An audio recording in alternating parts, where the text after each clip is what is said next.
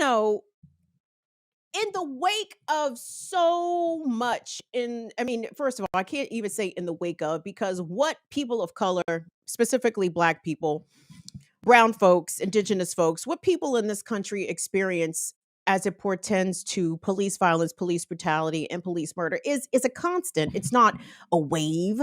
It doesn't flare up here and there. It gets more attention here and there, but it is a constant. It is a terror and a trauma that black communities live with on an ongoing basis. Okay, when we see most recently what happened to Tyree Nichols in Memphis. And I mean, Jesus, I could seriously go down the list.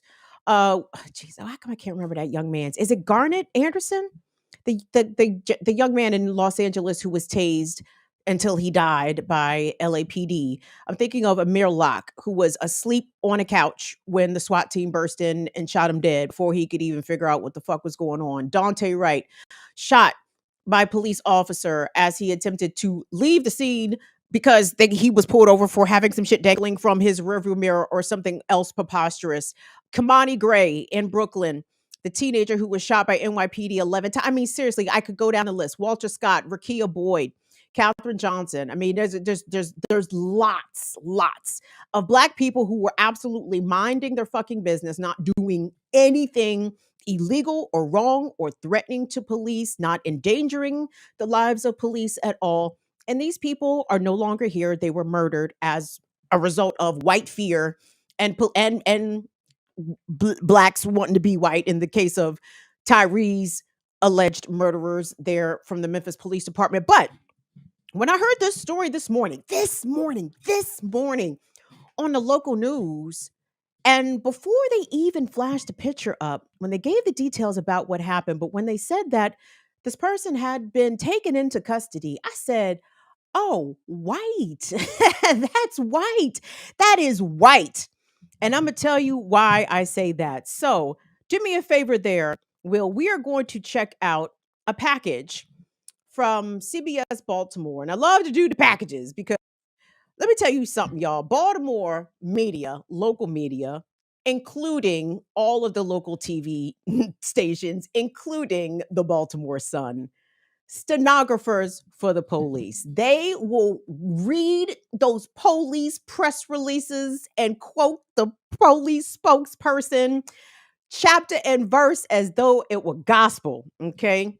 But there was a couple of revealing things. I'm actually going to play y'all two packages, or one entire package and then an excerpt from a package. Because you know how sometimes if you're watching the news, you'll see some shit run that will include details and you'd be like, what?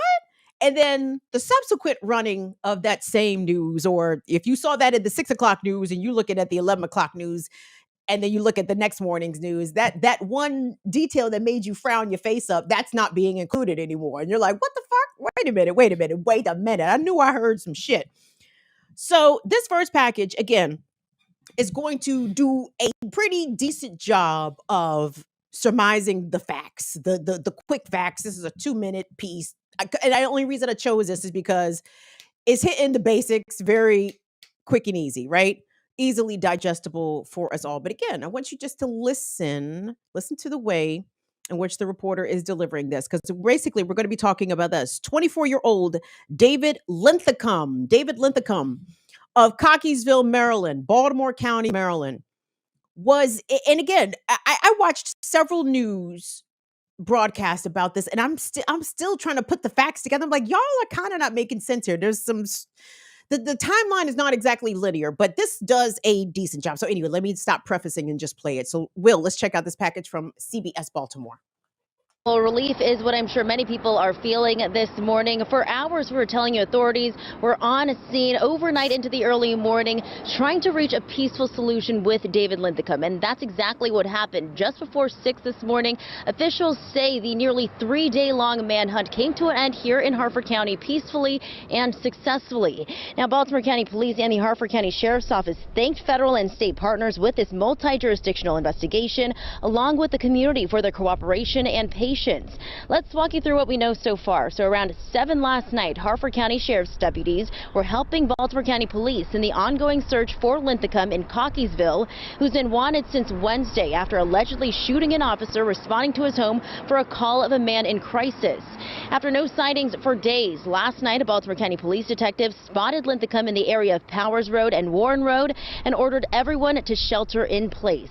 That's when sources tell WJZ Linthicum shot the detective multiple times and took off with the car, leading officers on a 30-minute chase that ended in Harford County at the Falston Mall area.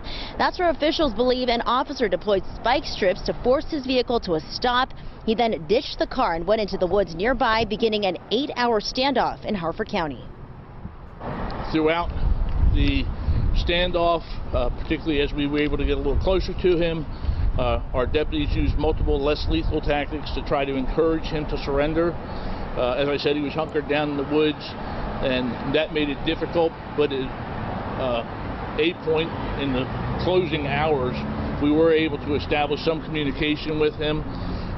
As morning approached, and at 5:43, members of our team were able to bring him safely into custody. And Sheriff Gaylor says Linthicum was arrested with ammunition but no firearms in possession. So now they are just double checking the area to make sure that there's nothing left behind there. Now, while Linthicum is being examined by doctors out of abundance of caution, the sheriff says that he did not sustain any injuries during his arrest. Neither were any other additional officers or deputies in this. Now, he will be transferred to Baltimore County Police, where he is expected to face a number of charges. Meanwhile, Baltimore County and Harford County executives commended the work from law enforcement and are now saying that their thoughts and prayers are with the 2 injured Baltimore County officers. For now, reporting live in Harford County this morning, I'm Amy Kawada for WJZ. They took him to the hospital out of an abundance of caution. This story, it's a little harder to follow than it should be. So let me see if I could try to put this together a little bit more clearly and succinctly. So on Wednesday, guys, today is Friday. This man was apprehended today. Wednesday, this began. Baltimore County Police were called to a home in Cockeysville for a disturbance, a man in crisis. I'm not clear. Police showed up, right? And somehow this nigga left. So like, what? Wait a minute. Wait. He showed up again, the police showed up to this house where this man allegedly was, David Linthicum, 24 years old. It reported, various reports say it was a barricade situation. And it was there that he shot a Baltimore County detective multiple times. Let me underscore here that the Baltimore County detective is in Maryland shock trauma. And for all y'all who are not from Maryland, let me be clear. Anytime you hear Marylanders talk about somebody up in fucking shock trauma, they are fucked up. Okay. They got taken to shock trauma. Nigga is fucked up. You are fucked up if you are in shock trauma. Okay. So this Baltimore police detective is not doing well. He was shot numerous times despite wearing a bulletproof vest. He got lit up. He is on life support. They had a doctor, one of the trauma surgeons from University of Maryland Shock Trauma, come out and do a press conference. And he said, this guy is not a guarantee that he's going to survive. Okay. So let me be clear. This man, the alleged shooter, David Linthicum, fucked this cop up bad. Okay. And allegedly shot another cop. So hold on. So I'm not clear, WJZ. And I watched all the other local media news outlets, and I'm still not clear. So he shot this Baltimore County detective numerous times, was able to apprehend, commandeer a police cruiser. They just kept saying that he stole a car. Well, whose car? Some reports say it was a police car. All the reports don't say that.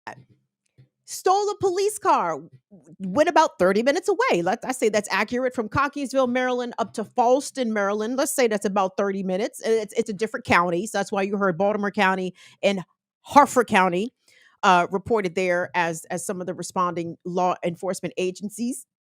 So this man shot 2 cops. 2.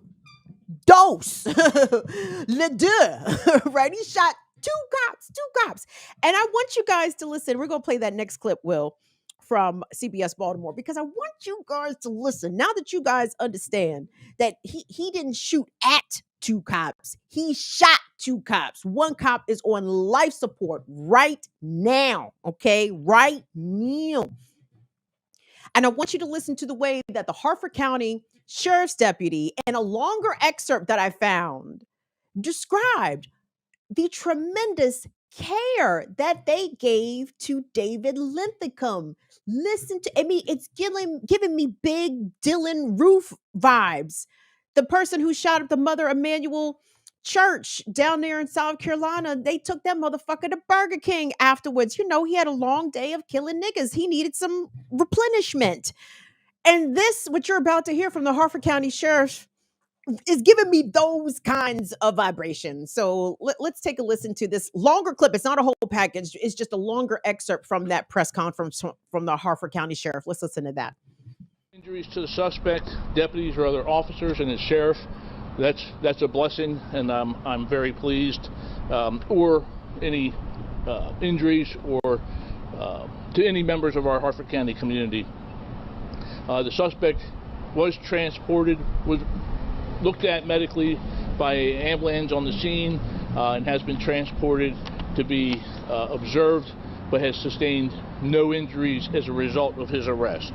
Local charges are being discussed, but right now, when he finishes his medical review, it's my understanding that Baltimore County Police will be taking custody of him. Obviously, they have much more serious charges than we have.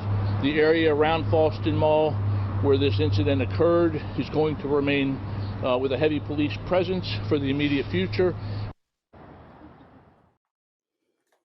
Big up Carpe Diem in the chat. Carpe Diem in all caps said Jaheim McMillan. Jaheim McMillan, the teenage boy in Gulfport, Mississippi, who was shot in the head by police there for seemingly no reason. The police claim that he had this, that, and the third, but they won't release no body camera. They won't release no evidence to back up their assertion. So we as the public can only assume Jaheim McMillan was murdered for nothing. But this guy,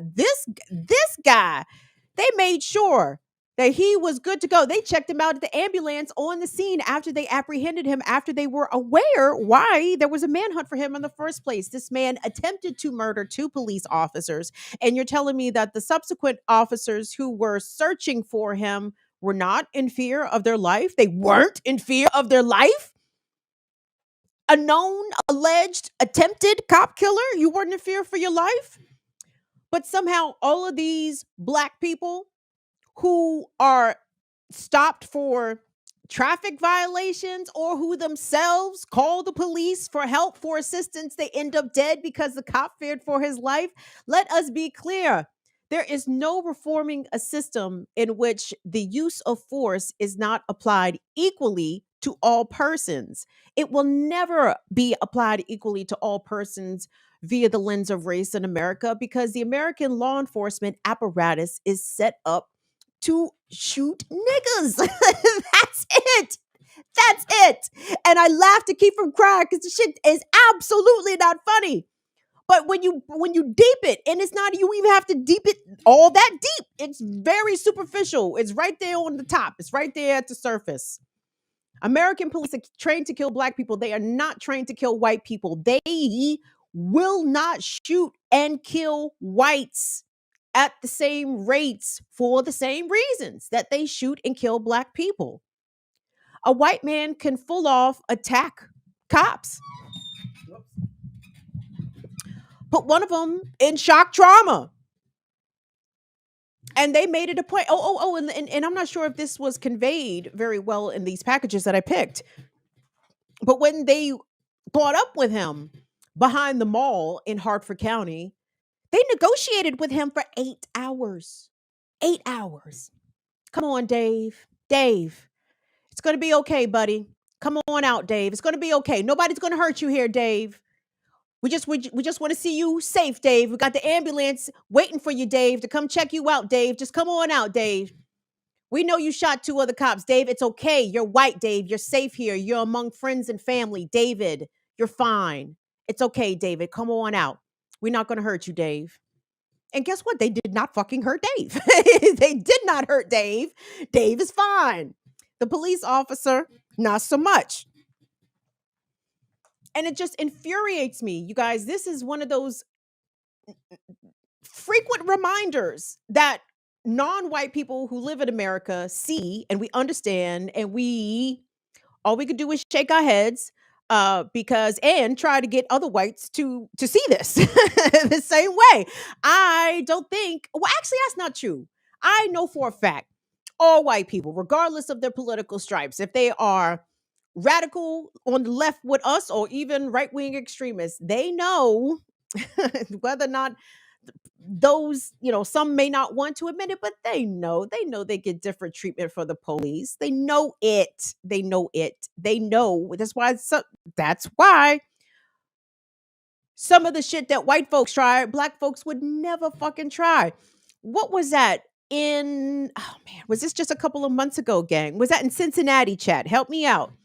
Where the white man went up into the FBI headquarters. It started out in Ohio, if I'm not mistaken. Was it Cincinnati or was it Columbus? I think it was Cincinnati. The white man rode up into the FBI headquarters, bringing the fucking ruckus, and somehow the white man was able to get away. Isn't that funny how that worked? How the fuck they be getting away? As soon as a black person turned to run, they're shot in the back. But yet these white men will come in whole ass threaten federal agents and managed to get away. He got away.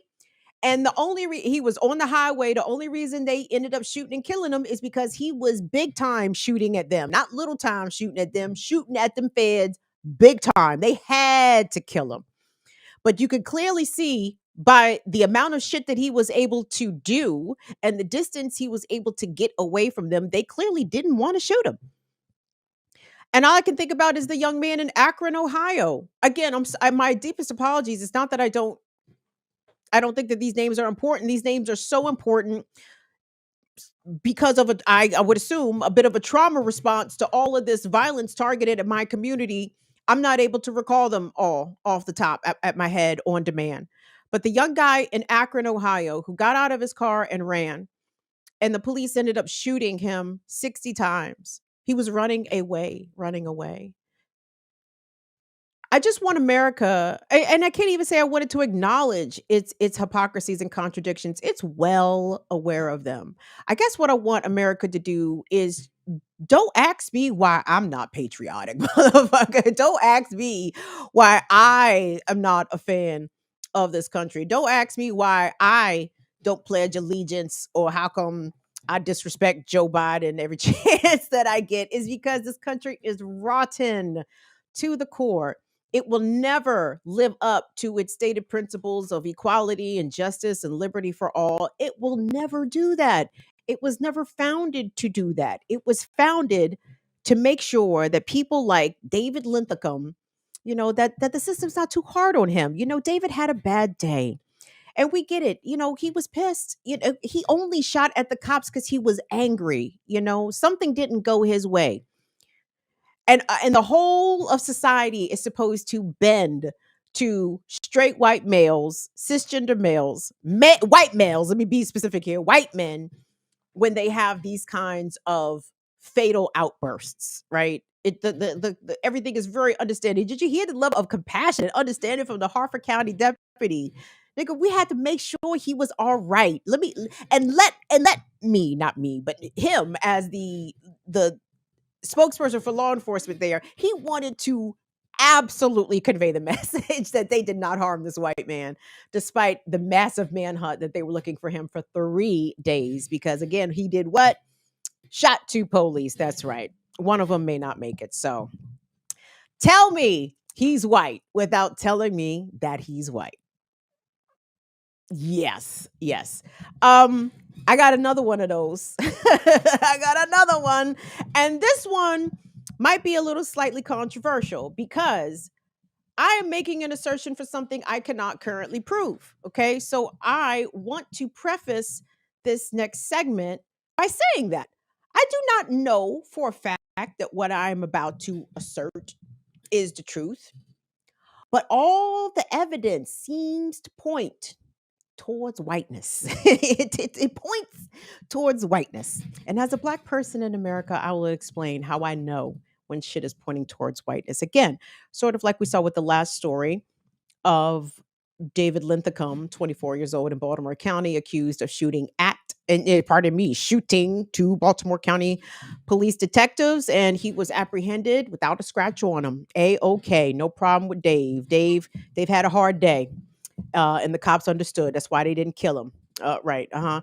So this next story, though, has been well covered nationally, and the more details that come out, the more I'm like, mm-hmm.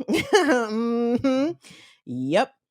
So we all remember, let's say about a month ago in Newport News, Virginia, where a first grade teacher, was she a first grader?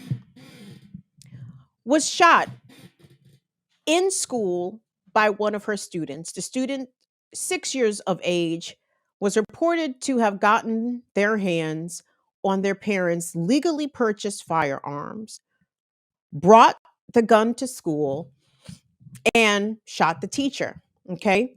And the more information that comes out about this child, I said, has to be white, Slim. Has to be. Not because he shot the teacher per se. No, no, no, no, no. Because of the lack of action, the lack of discipline, the lack of calling the cops on a 6-year-old, that had this been a 6-year-old Black child, oh, the police would have been involved, which is why I think that this kid is white. And this is why I think that the kid is white and that the family and the child of the kid are being given all the protections that are befitting white people in America. You know, it must be cool. What's that like? I mean, even our John Brown Brigade, y'all can love it with us, man. What's that like? What's that like? When anyway, regardless. Okay, so pop up this. What the fuck is this, Will? Okay, pop up the ABC News piece if you could for me, Will. Believe it's an article. And the headline reads: 6-year-old who shot teacher had a history of violence, a history of violent behavior at school. The assistant principal failed to act, and we're going to get into some of that as well. This is an assertion from the lawyer of the teacher who was shot. Thankfully, this woman survived, which is really good news. So let me read from here. It says the teacher shot in class by her 6-year-old student in Newport News, Virginia, claims that the shooter had a history of violent behavior at school and accused the violence at school. Hold on. Okay, and accused the school's assistant principal of failing to act despite being told repeatedly that the student had a gun at school, her lawyers allege in a letter notifying the school district their intent to file a lawsuit. The lawsuits are coming in here, guys. The lawsuit is one of 3 intent to file letters in a lawsuit sent to the school and the school district, and it was obtained by ABC News. Okay, scroll, scroll, scroll. This is where we get to the meat here. It says in the letter, a lawyer for Abigail Zwerner, who was a teacher who was shot, alleged that 4 teachers, including Ms. Zwerner and a guidance counselor, all warned the school's assistant principal, Ebony Parker. Okay, remember Ebony's name because I don't know no white ebonies. Okay, there's only one kind of ebony. It's the black ebony. Put the piece up, Will. How come I'm seeing myself? Put up the ABC News piece, please. I'm reading here. The school's assistant principal, Ebony Parker, that they told the school's assistant principal, 4 people, Miss Warner, a guidance counselor, and 2 other teachers, told assistant principal Ebony Parker about the shooter's behavior on the day of the shooting. But Parker failed to act when she was first notified between 11:15 and 11:30 a.m. when Zorner was shot at 1:59 p.m. The timeline is important here also. Okay, we know how Miss Warner was injured. Yes, she was shot. But listen to this. So the letter also alleged that the shooter had a history of concerning behavior at Rich Neck Elementary School, which Ebony Parker, the assistant principal, was aware of.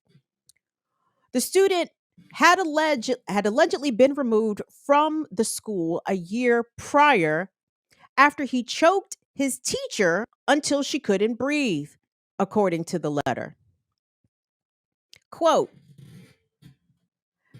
this school year, the shooter was put on a modified schedule in the fall of 2022 pardon me, and teachers, and that, hold on, Jesus Christ, hold on. At 2022, yes, after the school had started because he constantly cursed at the teachers and staff, and then one day took off his belt on the playground and chased kids trying to whip them, according to the letter.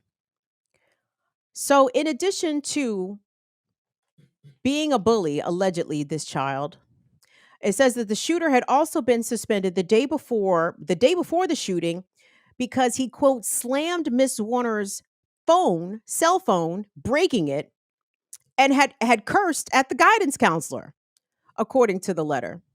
Miss Warner also alleged that she told Ebony Parker that the student was, quote, in a violent mood and had already threatened to beat up a kindergartner on the day of the shooting.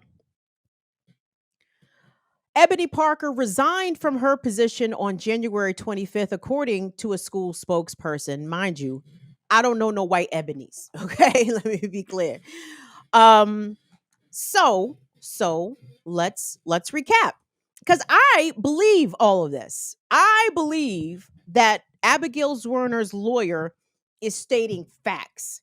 I believe that Ms. Warner and probably other school staff had this child's behavior well documented, and this child was reported to been obviously having some behavioral issues and was allowed to have one of their parents sit in class with them all day as part of their behavior modification program. I don't fucking know.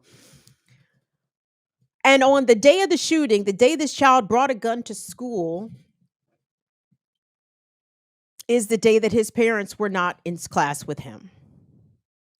And I'm telling y'all, where should we begin? Hold on. Let's start at the very beginning, actually. If this would have been a 6-year-old black child, we may not know the child's identity, but I assure you there would be more of a discourse in that community about how to criminally charge a 6-year-old. Or if the conversation wasn't around charging the 6-year-old, the conversation definitely would have been around how to charge their parents. Because this is all kinds of shit, y'all. This is reckless endangerment. You know what I'm saying? This is child negligence. This is a rack of felonies if we want to keep it a biznuck, right? This is a bunch of felonies if we want to keep it a buck. And I assure you, had this been a black child with black parents or even one black parent, the community furor around personal responsibility and accountability and somebody needs to be held responsible, it would have been at a, such a loud level. And the fact that it's not tells me that this kid and his parents have got the complexion for the protection. I know how whiteness works. I know it when I see it, even if I haven't seen it, because again, the parents of the 6-year-old shooter, and you can't even say alleged shooter. I was watching a clip on News Nation about the story, and Ashley Banfield, oh God, was like, no, it's not alleged. The kid shot the teacher. Okay, this ain't alleged. It wouldn't possibly somebody else. Okay, the teacher was in the classroom. The teacher left with a bullet in her chest, and there was only one body's fucking kid who came to school that day with a gun in their pocket. It's not an alleged kind of scenario here. And I say that as a journalist. But anyway, Mama Lorraine, thank you so much for your support. Mama Lorraine sent us, says, a little love from us. But thanks. Oh, thank you, Mama Lorraine. Thank you, Lorraine and Anna. Love you guys so much. Thank you guys. Did you guys win the Powerball? Say yes. lie to me and say yes, hearts, so I can have a fantasy, so I can dream. Tell me this child is white without telling me he's white. The other aspect of it, the child's behavior leading up to the day of this shooting. I'm sorry. I'm sorry. You think they're gonna let 6-year-old Rashad come in there and cuss out the teachers? you think 6-year-old Rashad is gonna get a chance to go into class and take off his belt and fake like he beating other kids? You think 6-year-old Rashad? I don't know why I say Rashad, because I guess I don't know no white children named Rashad. You think they're gonna let 6-year-old Rashad come in there, choke an adult, a staff member, a member of the faculty with his belt, and let him come back to school? They would have called the police on 6-year-old Rashad right fucking then and there. And if you don't believe me, there are lots of videos, countless videos of police, of school resource officers when handling and trying to discipline Black children, forcing them into some sort of physical compliance. They have slammed children on the ground. They have picked up I'm not grown, pardon me, Black little girls and body slammed them, manhandled them, cuffed them. Elementary age school Black children will get that steel on their wrists, will get handcuffed in elementary school. The more that comes out about this story, the whiter the shit gets, okay? But we're not finished. Oh no, because it gets whiter. Believe it or not. Believe it or not. It gets whiter. It gets whiter. So clearly, the parents have not been charged with anything, right? I love how in the media, they do want to bias. How again, I know these are white people because they're trying to bias you with all this sympathy for the parents. Like, oh, wait, no. The gun was legally purchased. Oh.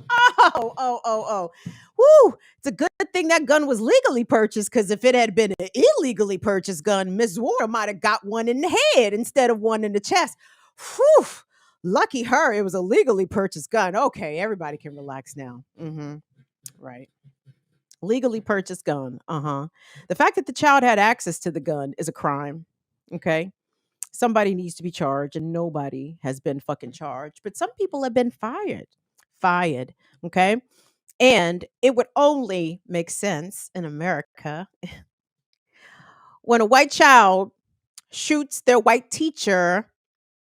Clearly, Black people must lose their jobs. Clearly, there has to be a Negro to blame here somewhere. And the Newport News school board did exactly that. Well, let's play that package from the Today Show. Today Show. This morning, the superintendent for Virginia's Newport News School District has lost his job, less than 3 weeks after one of his teachers was shot by her first grade student. Effective February 1st, 2023, Dr. Parker will be relieved of his duties as superintendent of Newport News Public Schools. This follows the resignation of the Rich Neck Elementary School assistant principal.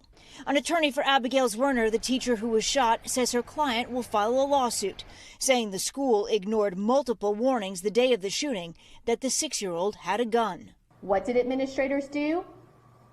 Did administrators call the police? No. Did administrators lock down the school? No. Did the administrators evacuate the building?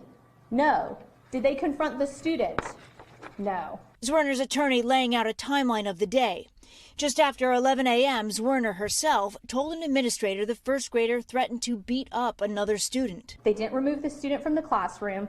The school administration failed to act. At 12:30, according to the attorney, another teacher reported she searched the boy's book bag looking for a gun and believed he may have put it in his pocket and taken it outside to recess. The administrator downplayed the report from the teacher and the possibility of a gun, saying, and I quote, "Well, he has little pockets." Shortly after 1, Zwerner's attorney says a teacher reported that a student said the 6-year-old showed him the gun and threatened to use it. Finally, a 4th employee asked to search the boy, but was told to wait for the day to end. Zwerner was shot roughly an hour later, seriously wounded in her hand and chest, but still managed to escort about 20 students out of her class to safety. Earlier this month, the school superintendent did acknowledge at least one administrator was notified of a possible weapon. A source close to the investigation tells NBC News that before she was shot, Zwerner texted a loved one that day and, quote, showed her frustration over the school's lack of response. NBC News has not seen the actual text message. As for the district, a representative for Newport News Schools says they cannot comment on the coming lawsuit at this time because the school division is investigating still. Black man got fired. Black woman resigned. Nobody's been criminally charged. This has whiteness written all over it, dog. This is whiteness written all over it. Let me say this, and I mean this. I mean this, gang.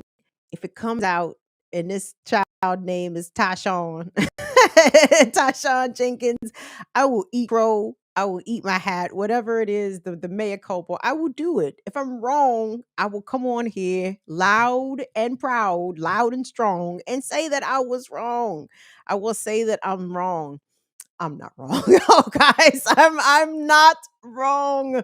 I'm not wrong. I've seen this movie so many times. And again, what have I said to y'all about when we're doing our little pseudo media studies and media critique here of the way that things are reported? Oftentimes, what is omitted is usually very telling. What they don't say is usually very telling. And I don't think that a Black family would have afforded this level of privacy, this level of consideration, this level of, this, because this is giving me big, this is a family matter kind of situation, right? And I can appreciate Abigail Warner's lawyer, trying to loud up the thing, right? She's like, hello, hello. Do you see this lovely blonde white lady? Somebody came and shot her. Does nobody care? Does nobody care? And I hate to say this, but Miss Warner might rank lower, seems to rank lower on the social hierarchy than this child, right? That's how I know this child is a white male. Because the concern about Miss Warner is secondary. They had to accommodate the child. Now, there's some things I kind of do want to further speculate, because again, this is just my intuition, not solely my intuition, but based on my experience and shit that I have observed over a period of time. I would imagine that the assistant principal, Miss Ebony, who was told that the child was carrying a gun or was believed to have had a gun. Now, hold on, before I say that, let me say this other little new got. Did you guys catch that? That basically the kid had the gun all fucking day. He had the gun. He didn't shoot Miss Warner until after 1 o'clock in the afternoon. He had that gun all fucking day. He had taken that gun in his pocket out to recess. Okay. I'm not even a parent, and that freaks me the fuck out. You feel me? Like I'm not even a parent out here, and I am freaked out that this very disturbed child, 6-year-old, who had presence of mind to bring a gun to school, to find his parents' gun, bring it to school, had the smarts enough to be able to conceal it from adults. They searched his backpack, and the little motherfucker was sharp enough to put the shit in his hoodie pocket so they couldn't frisk him. What? And again, the kid even knew he had the power of right privilege, because how the fuck did they just check his backpack and not check his person? And again, the racial dynamics and maybe even the gender dynamics here to me are not completely lost on me, because Miss Ebony, right, assistant principal, was notified about this specific child potentially being a danger to other students. She did not act in a timely manner. My guess is that Miss Ebony, assistant principal, did not want to deal with this child's parents. if the child is like this, what the fuck you think mom and dad is like, man? What you think mom and dad is like? Where do you think little Caleb learn how to whip other students? Somebody must be whipping Caleb's ass. Like, this sounds like a case where this child again is very emotionally disturbed, has very bad behavioral issues. Something is the matter here. Okay. And I feel like Miss Ebony did not want to deal with the parents. I'm sure if the child is like this, then the parents must be a fucking handful. And I'm sure Miss Ebony was like, God damn it. All right, man, I'm gonna deal with it. I'm gonna deal with it. Clearly, she didn't think it was that serious. She didn't think that the child actually had a gun, and shame on her for lack of imagination. Miss Ebony, you've been in this country a long time, okay? You can, I'm sorry. Even if they 6 years old, you cannot put nothing past white folks, okay? Write that down, everybody. put that in your reminders. Write a post-it to yourself on your refrigerator. Even the white people, put it on your refrigerator. You cannot put nothing past white folks, okay? At age 6 or age 96.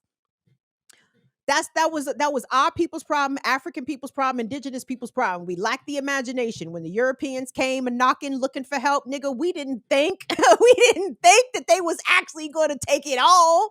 We didn't think they was going to try to genocide us all. We didn't think they was going to try to enslave us all. We cannot lack imagination when it comes to caucasity, everybody. Remember that. Remember that. Remember that.